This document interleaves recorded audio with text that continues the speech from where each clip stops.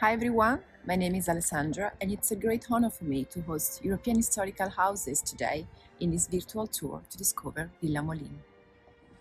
Villa Molin is in Padova, about 30 kilometers from Venice, in the north of Italy. It's a typical Venetian villa, perfectly preserved compared to the original design of 1597 and testifies with its beauty the inspirational genius of its designer, Vincenzo Scamozzi. I'm gonna take you through the house and around the property. It will be a journey throughout 4 centuries of history and art. Renaissance, Baroque, Neoclassicism have left an indelible mark on Villa Molin and its park. The Venetian villas are precious treasures of art and architecture, witnesses of the relationship with the territory linked to its waterways, agricultural production and the history of Venice. Villa Molin was built in 1597 for the important politician Niccolo Molin, member of an illustrious noble family of the Serenissima Republic. It is located in an ideal position between Padova and Euganian Hills, elegantly facing the Canale Battaglia. Villa Molin welcomes you in its magnificent interior and lets you walk through the centuries, feeling the union between art and nature. The Italian garden with boxwood and 18th century statues is based on the original design by Vincenzo Scamozzi.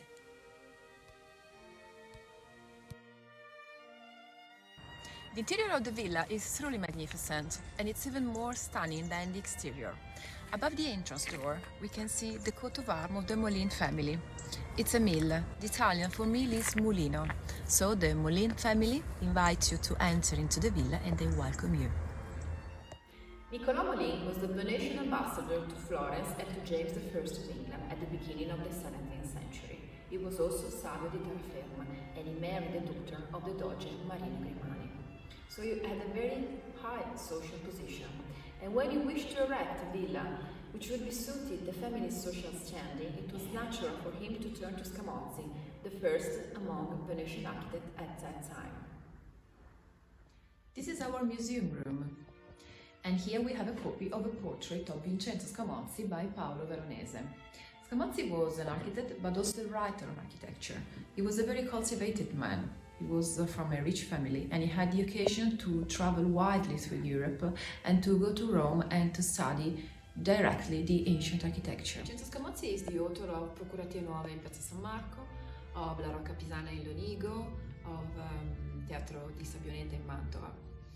And when Palladio died in 1580, he completed some of his works, like La Rotonda and the wooden scene of Teatro Olimpico. Scamozzi was also the author of one of the most comprehensive Renaissance treatises on architecture, the 6th volume L'idea dell'architettura universale, published for the first time in 1615, which exercised a wide influence in Italy and Northern Europe. This is the original design of Villa Molin as was published in the treatise L'idea dell'architettura universale. As you can see, the drawing is very well detailed and Scamozzi also designed the Italian garden. An extraordinary geometrical coherence based on the square and a perfect correspondence with the original project make Villa Molin one of the best examples of a perfect preserved Venetian villa. The villa is divided into 3 floors. The ground floor dedicated to working purposes with rooms for kitchens and workshops. The first floor was intended as a residence of the noble family with lounges and bedrooms, and the top floor dedicated to servants with dormitory and storage rooms. This is the family tree of the Molin family, and here we have Niccolo Molin. He died in 1608 and the villa was sold to Conte Pio Capodilista. And here we have their stem, their signature. It's a red deer. Many of the most important noble families of Padova over the centuries resided in the villa due to marriages and changes of ownership. When the family lineage of the Capodilistas was interrupted, the villa passed to Conti family in 1672. They were responsible for the frescoes in the central hall, where you can see their shields. In 1748, the villa hosted Carlo Rezzonico, the Bishop of Padova, who became Pope Clemente XIII. In 1772, the Capodilistas family brought back the villa and created the splendid stuccos in the rooms of the first floor. Through changes of ownership, the villa passed on to the Dondi dell'Orologio. In 1955, it was purchased by the industrialist Igino Kofler, who carried out important restoration that brought the villa back to its former glory and brought to light the original frescoes. He also replanted the former Italian walled gardens with boxwood edges beds. During World War I, the villa served as a military command headquarters and was the site of preliminary negotiation that led to the signing of the Austrian-Italian armistice of Villa Giusti on November 3, 1918.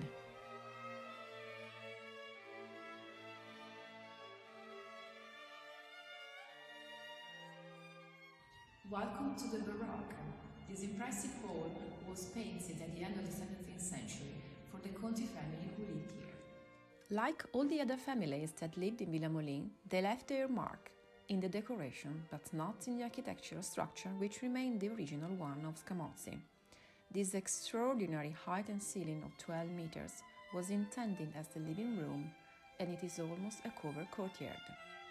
The walls and the ceiling are completely painted with illusory architecture that resemble an exterior porch, with vain architecture, niche, columns, balustrade. It is a sort of articulated central reception space in the form of a Greek cross. The vestibules give way to more intimate spaces in a series of cubes, double cubes and golden mean rectangles, characteristic of 16th century villa floor plans. Unlike Palladio, who designed the courtyard as an empty space or as a linking element between different buildings, Scamozzi considered the empty parts as a physical and conceptual barycenter, which is generally square in shape. This is one of the former sleeping rooms of the villa. All these rooms are decorated with stuccos. They were all made in the classical style at the end of the 18th century, but the Famiglia Capodilisto came back to live in the villa and restored it completely. They are all different in each room, and the color and the pattern is particular for every room. And from here we have a wonderful view on the Italian garden.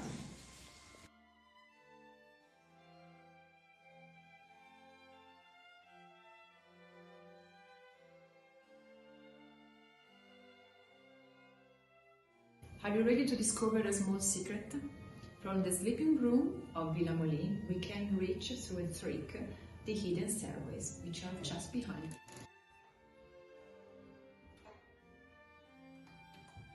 Through these doors, there's a secret passage, and here they are, the scale segrete.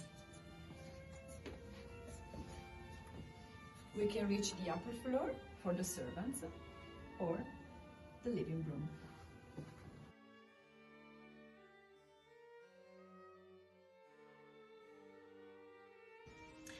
Through the secret stairways, which are now hidden in the wardrobe of the sleeping room, we reach this place, which is not open to the public. We are now on the Palau Street, which overlook the main hall of the villa. From here, we can see very closely all the frescoes that painted the walls of the hall. This is a place where the musician played music to enjoy the people having parties in the main hall of Villa Molin. The loggia, with 6 Ionic columns, recalled Greek temples, a typical feature of the villa. From here, Niccolò Molina and his ancestors dominated their land, enjoying the beautiful view and welcoming their guests who arrived by the river. The original Ionic diagonal capitals are called capitelli scamozziani and are inspired by the capitals of the Tempio di Saturno in Rome that Scamozzi visited during his researches on classical architecture. Johnson was one of the greatest admirers of Scamozzi and came to Italy to visit and study his works, leaving both commentaries and beautiful sketches. Inigo Jones, during his grand tour to Italy, visited Villa Molin and cited it in his essay on columns and balustrades. He said that he was inspired by the columns of the loggia without any basement for the Queen's House in Greenwich. I hope you enjoyed the tour. We look forward to welcoming you in Villa Molin for a tour or for an event. We can host every kind of event, weddings, business meetings and photo shoots, both in the garden and inside the villa.